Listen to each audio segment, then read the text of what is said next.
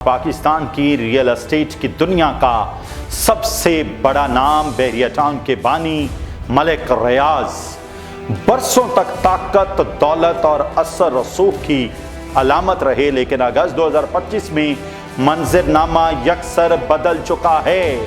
یہ کہانی چند مہینے پہلے شروع ہوئی جب نیشنل اکاؤنٹیبلٹی بیورو نے ملک ریاض کے خلاف بڑے پیمانے پر کارروائی کی، ان کی ملک گیر جائیدادیں سیل کی، سینکڑوں بینک اکاؤنٹس منجمد کیے اور لگژری گاڑیاں ضبط کر لیں۔ یہ سب اس 190 ملین پاؤنڈ سیٹلمنٹ کیس کا حصہ ہے جو برطانیہ کی نیشنل کرائم ایجنسی سے جڑا ہوا ہے۔ 7 اگست 2025 کو نیب نے اسلام آباد اور راولپنڈی میں بحریہ ٹانگ کی 6 اہم جائیدادیں نیلامی کے لیے پیش کی، جن میں روبیش مارکی کی محفوظ شدہ قیمت 488 ملین تھی جو 508 ملین روپے میں فروخت ہوئی۔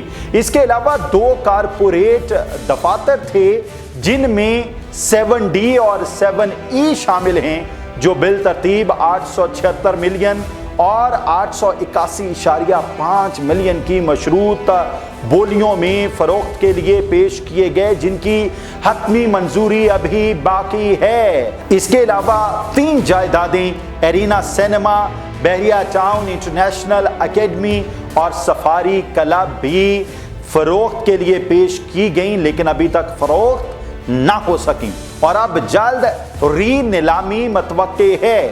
نیلامی کے بعد ملک ریاض نے بیان دیا کہ یہ سب ان کے خلاف سیاسی دباؤ اور بلیک میلنگ ہے۔ انہوں نے ڈائیلاگ اور باعزت حل کی اپیل کی اور کہا بحریہ ٹانگ کا کیش فلو تباہ ہو چکا ہے، روزانہ کے اخراجات پورے کرنا مشکل ہے اور یہ صورتحال ملک بھر میں جاری ان کے منصوبوں اور ملازمین کو متاثر کر رہی ہے۔ ملازمین کا کہنا ہے اگر نیب باقی جائیدادیں بھی فروخت کرنے میں کامیاب ہو جاتا ہے تو ملک ریاض کو اربوں روپے کا مالی نقصان ہوگا اور ان کے کئی بڑے منصوبے یا تو رک سکتے ہیں یا پھر کسی اور ڈیویلپر کو منتقل ہو سکتے ہیں۔ یہ بھی ممکن ہے کہ مزید اثاثے ضبط ہوں اور بین الاقوامی سطح پر ان کے خلاف قانونی کارروائیاں تیز ہو جائیں۔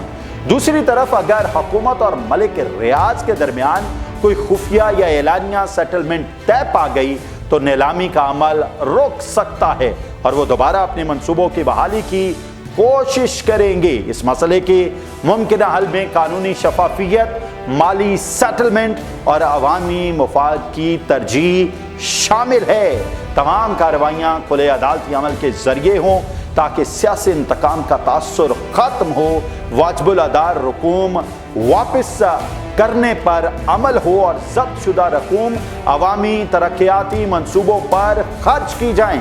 ملک ریاض کی نیلامی صرف ایک شخص یا ایک کمپنی کی کہانی نہیں، یہ پاکستان میں طاقتور طبقات کے احتساب کا ایک ٹیسٹ کیس ہے۔ سوال یہ ہے کہ کیا یہ کیس واقعی انصاف کی جیت ثابت ہوگا یا یہ بھی تاریخ کے اوراق میں ایک سیاسی جنگ کے طور پر درج ہو جائے گا۔ آنے والے دن فیصلہ کریں گے کہ قانون جیتا یا پھر طاقت۔ دعا ہے اللہ تعالیٰ پاکستان اور پاکستان میں بسنے والوں کی خیر کرے۔ اجازت دیجیے، اللہ حافظ۔